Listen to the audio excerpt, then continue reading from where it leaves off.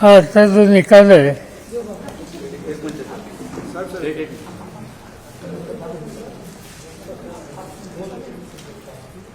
हा होता आश्चर्यकारक आहे असं यत्किंचित मला वाटलं नाही.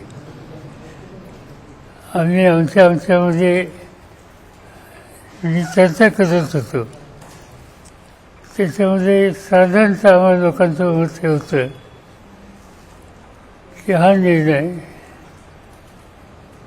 उद्धव ठाकरे किंवा त्यांच्या सहकाऱ्यांना अनुकूल लागेल असं दिसत नाही.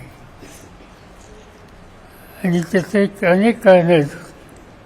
पण सत्ताधारी पक्षातल्या लोकांनी मुख्यमंत्र्यांच्यासह अनेक ठिकाणी हा निकाल काय लागणार आहे या संबंधीचं भाष्य केलेलं होतं.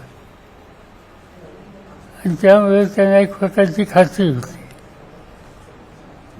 आणि ती खात्री या निकालात दिसेल असं ध्वनित केलं जात होतं आणि तसाच हा निकाल लागला.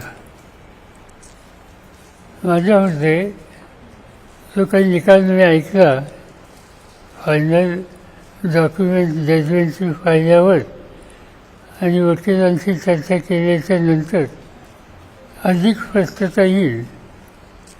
पण हा निकाल वाचल्याच्या नंतर सुप्रीम कोर्टामध्ये उद्धव ठाकरे यांना जावं लागेल आणि उद्धव ठाकरेंची केस सुप्रीम कोर्टामध्ये या निकालाच्या भाष्यावरनं ही अधिक सोयीची होईल.